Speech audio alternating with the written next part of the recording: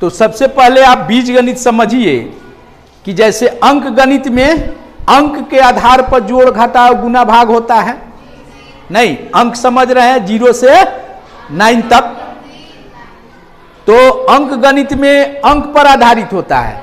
और बीज गणित में जो जोड़ घटाव गुना भाग होता है वह अक्षर पर आधारित होता है। किस पर आधारित होता है?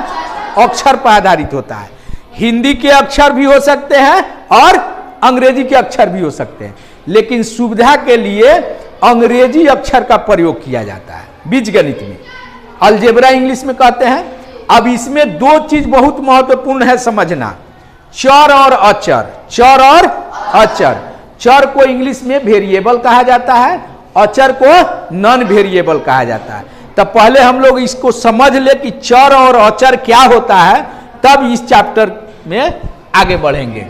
चर का मतलब होता है जिसका मान हमेशा बदलते रहे, जिसका मान हमेशा बदलते रहे। आप कहीं देखते हैं क्वेश्चन के आंसर में x का मान कभी रहता है x बराबर 2, कभी रहता है x बराबर 9, कभी रहता है x बराबर 200, y बराबर 5, कहीं रहेगा y बराबर 7, y बराबर 9। आप क्या देख रहे हैं कि x, y, a, b, c इत्यादि का मान जो है हर जगह एक समान नहीं है। ये बात समझ में आ रही है कि ए से लेकर जेड तक अगर अक्षर का प्रयोग किया जाए, लेटर का प्रयोग किया जाए, तो उसका मान हर जगह एक रहता है? नहीं रहता।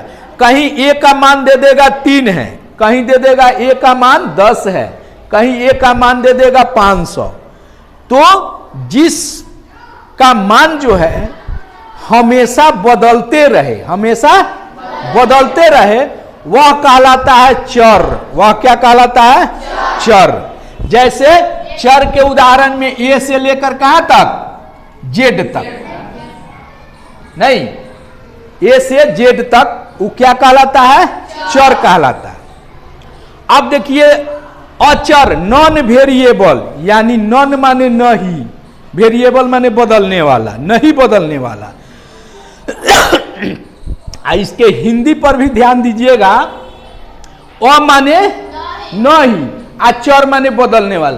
तो बदलने वाला को तो समझ गए, आई कह रहा है अचर, नहीं बदलने वाला। अब जैसे ये कितना है? 1 है, तो इस स्कूल के लिए 1 है, लेकिन जब आप यहां से घर जाइएगा तो 1 को हम ऐसे लिखेंगे क्या? इसको 1 पढ़ेंगे?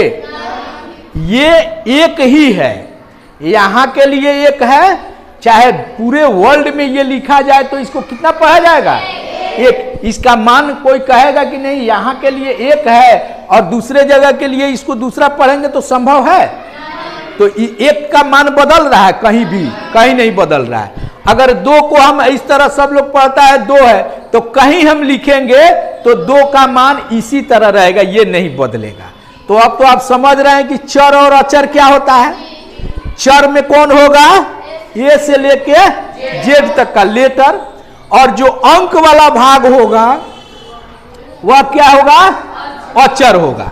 अब जैसे आप देख लीजिए, यहां कोई लिख दिया 4x, क्या लिख दिया? 4x। तो 4x में ये पूछेगा कि 4 क्या है? अचर है। वेरी गुड, 4 क्या है? अचर है। और ये x क्या है? चर है। समझ में आ रहा है? ये 4 क्या है? अचर है, और x क्या है? चर है। चूंकि x का मान जितना आप रखिएगा उतना में गुना कर दीजिएगा। अगर कोई कहे कि x का मान 4 होगा तो इसका मान निकालिए तो कितना हो जाएगा? 4 गुना x के जगह पर 4 लिख देंगे, 16 हो जाएगा। अगर कहे कि नहीं x का मान 3 रखिए, तब क्या हो जाएगा? 4x बराबर क्या हो जाएगा? x का मान 3 रखेंगे तब 4 तिया। अब देख लिए आप, x का मान 4, 3, 2, 1, 15, 18 कुछ भी रखा जा सकता है। इसलिए इस 4x में ये अंक वाला भाग जो होता है इसका क्या कहलाता है? अचर कहलाता है। ये नहीं बदलेगा। लेकिन जो ये लेटर है, अंग्रेजी के लेटर जो है x, y, z, a, b, c इत्यादि, तो ये क्या कहलाएंगे? चर। इसका मान बदलते रहता है। अब एक और चीज इसमें देख लीजिए, अभी आप क्या देखे 4x, 4x में 4 क्या है, अचर है, और x क्या है, चर है। दोनों मिला हुआ है, इसमें दोनों मिला हुआ है कि नहीं, अचर और चर, अचर और चर। अब इसमें कहेगा कि इस x का पूछेगा कि 4x में, क्वेश्चन पूछेगा 4x में x का गुणांक, गुणांक क्या पूछेगा, गुणांक, गुणांक को तोड़िएगा तो आ जाएगा गुणा करने का अंक, गुणांक गुना का अंक। तो 4x में x का गुणांक क्या है, यानी x को किस अंक से गुना किया गया है, 4 से। बहुत अच्छा। तो 4x में, ए बाबू देख लो, 4x में x का गुणांक पूछेगा, गुणांक को इंग्लिश में कोफिशिएंट बोलते हैं। क्या बोलते हैं, कोफिशिएंट बोलते हैं। तो 4x में x का गुणांक पूछेगा तो क्या बताइएगा, 4। Very good. और कहेगा कि 4x में, फिर क्वेश्चन बदल देगा, 4x में 4 का यानी 4 का गुणांक क्या है, 4 का गुणांक, 4 को किससे गुना किया गया है, x से। बहुत अच्छा। आपको यही समझना है कि 4x में 4 का गुणांक पूछेगा, 4x में 4 का, तो देखेंगे कि 4 के साथ किसको गुना किया गया है, तो किसको गुना किया गया है, x को। अब ये बात तो समझ में आ रही है। अब यदि सीधे पूछेगा कि x का गुणांक क्या है, x का गुणांक क्या है, तब क्या बताएंगे, नहीं, x का गुणांक क्या है, x से x में गुना करेंगे तो x स्क्वायर हो जाएगा।